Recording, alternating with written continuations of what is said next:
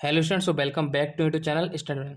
देखिए, आपको simple harmonic chapter में लेक्चर 4 में आप करूँ। लेक्चर 3 में मैंने आपको अच्छे से सब चीज़ क्लियर करा दी। लेक्चर 1 में आपको मैंने बताया कि आपको कैसे फॉर्मूला यूज करने हैं और कैसे आपको क्वेश्चन ठीक है सॉल्व करना है। और लेक्चर 2-3 में मैंने आपको बहुत ही ज़्यादा इंपॉर्टेंट क्वेश्चन कराया और लेक्चर 3 में मैंने आपको 3 इंपॉर्टेंट क्वेश्चन लॉन्ग कराए हैं। ठीक है, तो वह वीडियो नहीं देखी तो डिस्क्रिप्शन में आपको लिंक है, वहाँ जाकर जरूर चेकआउट कर लें। डिस्क्रिप्शन में आपको लिंक वहाँ पे मिल जाएगी।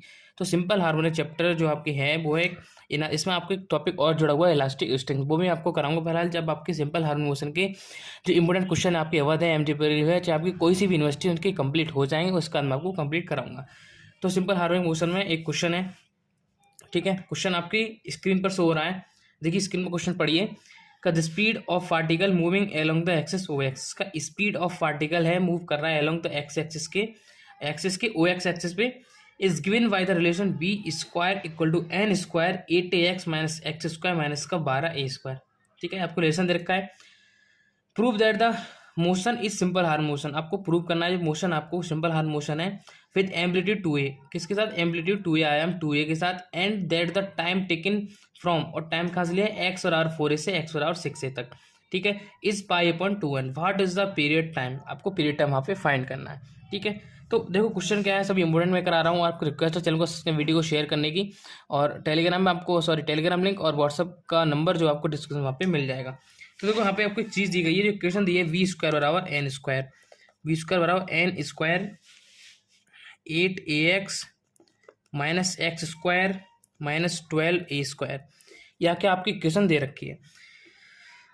ठीक है, इसका हम करेंगे differentiation with respect to x की, क्योंकि डी वी और डी एक्स मिल जाएगा। फिर हम अगेन करेंगे d square x d t square मिल जाएगा, जो कि हमारे लिए क्या होता है, काम करता है इक्वेशन का एस एच एम की इक्वेशन का, जो कि लेक्चर में आपको सब कुछ समझाया। इसका हम डिफरेंस करेंगे तो हो जाएगा 2v into d v over d x. ठीक है, बराबर एन स्क्वायर 8ax का 8 हो जाएगा माइनस एक्स स्क्वायर माइनस का 2x हो जाएगा। एक चीज़ आपको पता होनी चाहिए, चूंकि v into d v over d x जो आपको होता है, जो कि मैंने आपको लेक्चर 3 में बताया है, तो आपका डी स्क्वायर एक्स अपॉन कितना होता है? डी टी स्क्वायर होता है। ठीक है, तो यहाँ से 2 into d square x upon d t square बराबर आपका निकल के आ गया 2, इधर आपका एन स्क्वायर है। ठीक है, तो हो जाएगा 2n स्क्वायर। ठीक है, और ब्रैकेट में 4a माइनस का 2s, क्योंकि यहाँ से हमने क्या ले लिया? 2 कॉमन ले ली, 2 कॉमन ले ली तो आपका 2 बाहर आ गया, और 2 से 2 हमारा कट जाएगा, इसलिए हमने यहाँ से बाहर ले लिया कॉमन में। अब d square x upon d t square equal to n square 4a minus का 2x आपको निकल के आ गया। अब पुटिंग करना है आपको, इसका क्या करते हैं? पुटिंग करते हैं। पुटिंग देखो, x माइनस 4a बराबर कर देते हैं बाई पुटिंग कितना? बाई से 2x यहाँ से हट जाएगा आपका। x माइनस 4a बराबर कितना? बाई पुटिंग कर देते हैं, कि माइनस का भी हो जाएगा। तो d square x upon d t square equal to minus का कितना हो जाएगा? एन स्क्वायर बाई, ये वैल्यू निकल के आ गई। सब समझ में आ गया कैसे करके, क्योंकि माइनस कॉमन लेंगे तो माइनस का एन स्क्वायर हो जाएगा, और बाई हमने एक्स माइनस 4 की जगह बाई मान लिया। सेम बेसिक क्वेश्चन जो कि मैंने आपको लेक्चर 3 में क्वेश्चन कराया है लॉन्ग। अब क्या करेंगे? हम करेंगे जो कि क्या है, विच इक्वेशन किसकी? एस एच एम की होती है, आपकी सिंपल हार्मोनिक मोशन की आपकी इक्वेशन यहाँ पर होती है। ठीक है, अब करना क्या है? लिखेंगे इट्स पीरियड। जब इसका पीरियड निकालते हैं आपको पता होना चाहिए पाई अपॉन कितना होता है? रूट म्यू, और रूट म्यू को ही हम क्या लिखते हैं? बराबर पाई अपॉन 2n कर देते हैं, पाई अपॉन एन सॉरी। और म्यू बराबर कितना है यहाँ पे? एन स्क्वायर है। कितना है? एन स्क्वायर, ये आपकी म्यू होती है, तो म्यू की जगह क्या है यहाँ पर? एन स्क्वायर है, तो म्यू बराबर कितना मान लेंगे? N square. तो वैन लिखेंगे when d square x upon d t square equal to 0। ठीक है, then x minus 4a equal to 0, और एक्स और कितना आ गया आपका? 4a आ गया। तो यहाँ से एक वैल्यू मिल गई एक्स इक्वल टू 4a। अब लिखेंगे वैन v बराबर 0। एक तो हमने एक्स बराबर 0 पर निकाल लिया। अब लिखेंगे वैन v बराबर 0, तो लिखेंगे वैन v इक्वल टू 0। जब आपका v बराबर 0 फ्रॉम फर्स्ट इक्वेशन, फर्स्ट आप किसको मान लीजिए?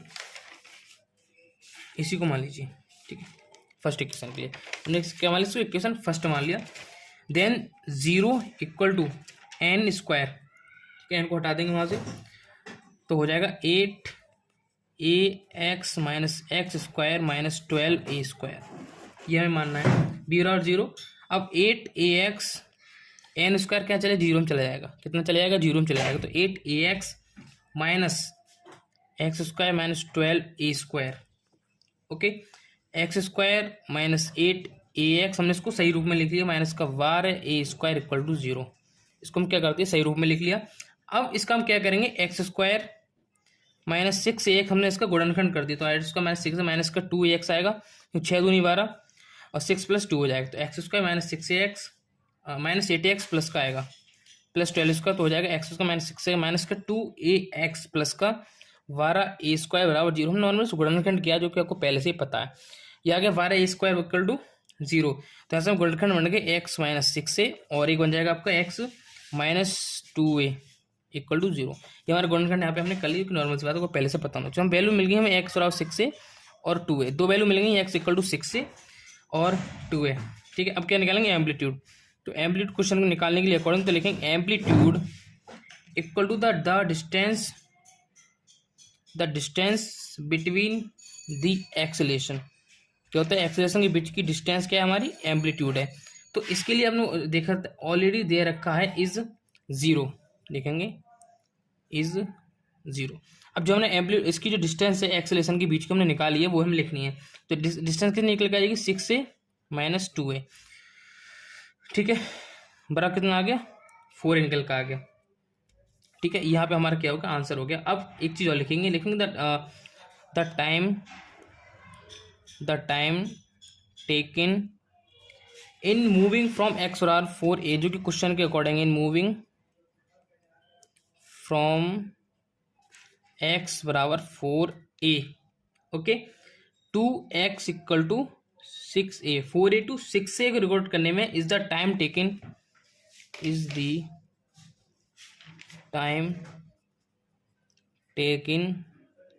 जो हमने टाइम टेकन लिया है इज क्या है, moving from the centre, is moving from the centre of oscillation to the extreme end. लिख दीजिए एक्सट्रीम एंड। ठीक है, यहाँ तक आपने लिखनी थी। बकर हो जाएगा 1/4 और जो उसका पीरियड देखता है 1/4 ऑफ पीरियड। कैसे निकाला, बराबर 1/4 और कितना है पीरियड निकल का 2π/n निकल का, कितना है 2π/n। यहाँ पर आपका क्या हो जाएगा, आंसर हो जाएगा। इसको हम निकालेंगे तो π/2n। ये हमारा क्या हो गया, आंसर यहाँ पे क्लियर हो गया। तो क्वेश्चन एक बार अपना स्क्रीन ले लीजिए, देख लीजिए। ये हमारा पूरा क्वेश्चन यहाँ पे मैंने आपको सॉल्व करा दिया। ठीक है, अब देखिए नेक्स्ट क्वेश्चन। देखिए नेक्स्ट क्वेश्चन है कि if time t be regarded as a function. ठीक है, इस टाइम टी को हम क्या करें, regarded as a function of velocity v का फंक्शन मान के चल रहे हैं। Prove that the rate decrease of acceleration, आपको क्या दर फाइंड करनी है डिक्रीज ऑफ एक्सेलेरेशन की, इज गिवन बाई F/d²T/dv²। इसका आंसर हमने पहले दे दिया, एफ विंग द एक्सेलेरेशन। आपको एफ विंग एक्सेलेरेशन दे रखा है, कैसे सॉल्व करना है, ये भी बहुत ज़्यादा इंपॉर्टेंट क्वेश्चन है। लेकिन since f is given acceleration, लेकिन since f is given acceleration. देखिए सब चीज़ मैंने आपको लेक्चर 1 में बताई अच्छे से, वो आपने नहीं देखा तो पहले लेक्चर 1 देखिए तब आपको सही समझ में आएगा। If f is given acceleration and v velocity, v आपकी क्या वेलोसिटी है एट टाइम t पर, at time t question according चल रहे हैं। देन आपको क्या करना है, एफ बराबर कितना मान जाएगा, फंक्शन है तो dv/dt, क्योंकि ये वेलोसिटी का फंक्शन हो गया, ये आपका टाइम का फंक्शन हो गया, ये हमको मान लेना है। और अगर आप निकालेंगे 1/f तो 1/f कितना हो जाएगा dt/dv। हमने क्या कर दिया, उसको चेंज कर दिया। लेकिन differentiation with respect to v, हम वैल्यूज फाइंड करने के लिए इसका डिफरेंशियल इंडिकेशन करते हैं। तो इसके according d²t/dv² equal to 1/f का कितना हो जाएगा, माइनस का 1/f²। कितना, माइनस का 1/f², क्योंकि ऊपर वैल्यू जाएगी इसकी, तो ऊपर जाएगा कितना हो जाएगा, एफ इनवर्स हो जाएगा। तो एफ इनवर्स आपका आगे आ जाएगा, माइनस हो जाएगा, और एफ इनवर्स का एफ -2 हो जाएगा। तो माइनस का 1/f² आता है, इस टाइप से आता है। ठीक है, तो माइनस का 1/f², फिर हम दोबारा एफ का करेंगे तो df/dv आ जाएगा। ई वैल्यू आ गई। अब d²t d square t upon d v square equal to minus का 1 अपॉन जो एफ स्क्वायर आपका दे रखा है minus 1 upon f square into d f over d v into हमने मल्टीप्लाई कर दिया d t upon d t से ऊपर नीचे। ये आपका फंक्शन याद करने लायक है।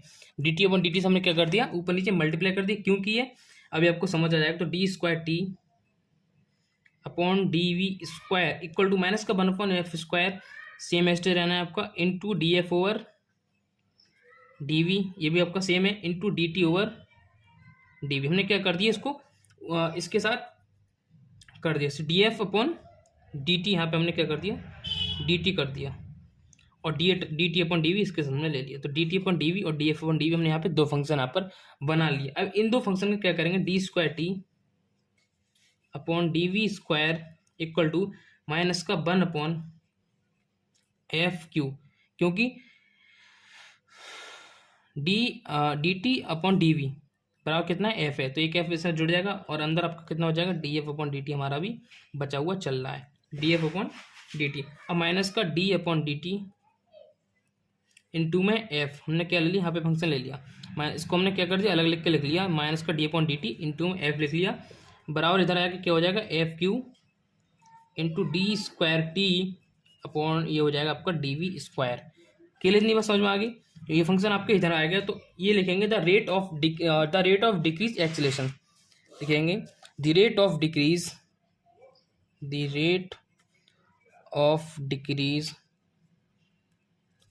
एक्सीलरेशन। तो एक्सीलरेशन की डिक्रीज की जो रेट है वो हमारी क्या आएगी वहाँ पे फाइंड करना है। तो रेट क्या आएगी आपकी निकल के f q into d square t upon d v square जो हम निकलवा ली थी। तो आपकी एफ क्या था, फंक्शन था ना हमारा एफ, तो इसी की हम दर निकाल ली थी। दर का मतलब डी ओ डी टी यहाँ पे आपको दे रखा है, आपकी दर हो गई, एफ की दर हमें फाइंड करनी थी, तो हमारा आंसर वो निकल के यहाँ पर आ गया। अब दोनों क्वेश्चन क्या थे, अभी बहुत ज़्यादा इंपॉर्टेंट क्वेश्चन थे, इस वीडियो में आपको एक क्वेश्चन में और सॉल्व कराऊंगा,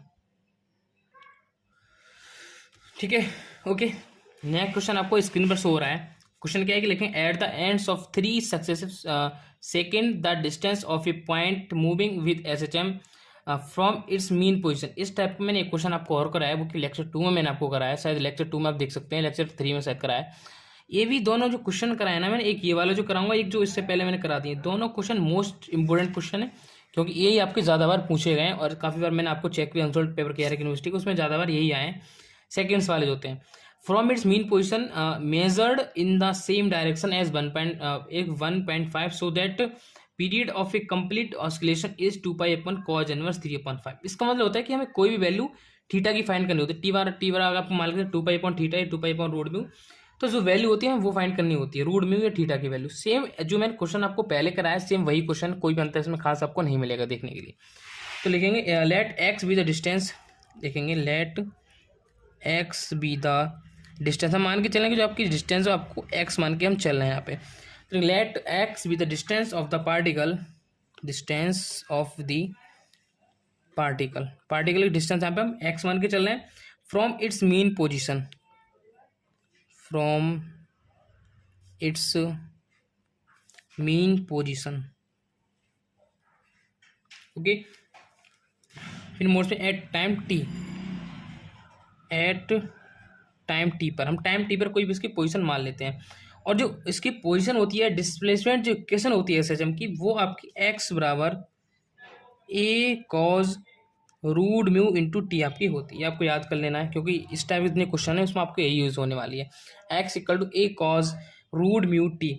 अब लिखेंगे लेट लेट आपको कंसीडर करना है, लेट कंसीडर 3 सक्सेसिव सेकेंड्स, 3 हम इसको क्या मान के चल रहे हैं, इसको सेकेंड्स को मान के चल रहे हैं, कुछ मान लेते हैं तभी हम आगे क्या इसको सॉल्व कर पाएंगे। 3 सक्सेसिव सेकेंड्स को क्या मान लें, ठीक है, तो इसको मान के चलें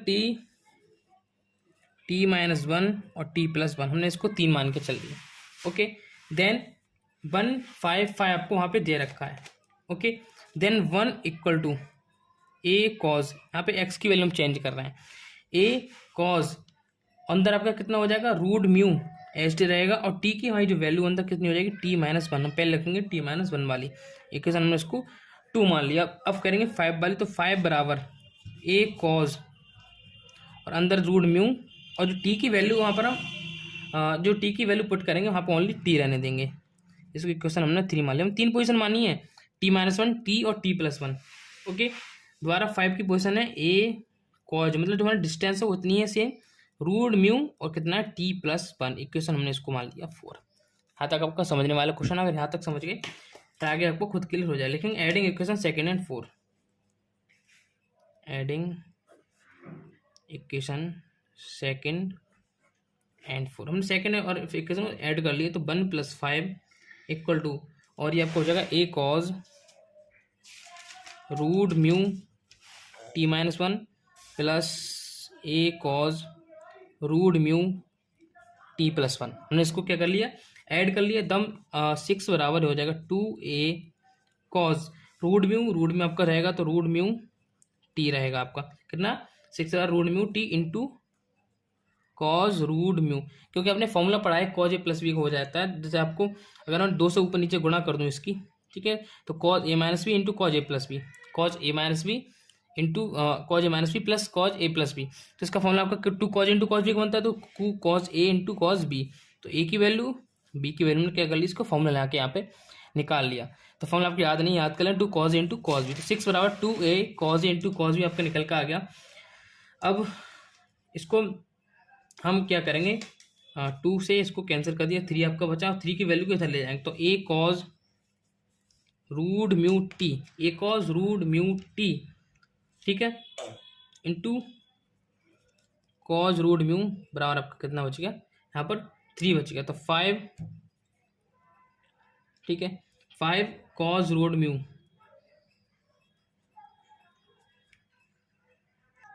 ठीक है। अब इक्वेशन इसकी जो इक्वेशन 3 है वो देखिए, इसको हमने क्या कर दिया, पुट कर दिया यहाँ पर। तो जो वैल्यू है निकल कर आ रही थी ए कॉज रूट म्यू टी, वो हमने क्या निकाल लिया 5 में निकाल ली। तो क्या आएगी 5 cos root mu, 5 cos root mu बराबर कितना हो जाएगा 5 टी, यहाँ पर जो हमने वैल्यू थी वो ए कॉज रूट म्यू की लगा थी इंटू कॉज रूट म्यू आपका यहाँ पर बचा हुआ, तो इक्वल टू कितना बचेगा 3 बचेगा, कितना 3, क्योंकि वैल्यू हमने टोटल कितनी रख दी यहाँ पर, जो वैल्यू है निकल कर आ रही है कितनी आएगी a cos root mu t into cos root mu की फॉर्म इक्वेशन 3 से हमने यहाँ पे पुट कर दी। तो 5 cos root mu equal to आपका 3 आ गया, तो 5 cos root mu equal to 3 आ गया। और यहाँ से हम म्यू की वैल्यू निकालेंगे, कितना आएगा निकल के, कॉज इनवर्स 3/5 निकल के आएगा, कितनी आएगी 3/5 लिखेंगे। Then the period, then the period of complete oscillations, ठीक है, कंप्लीट ऑस्किलेशंस का आपको फाइंड करना, तो टी बराबर 2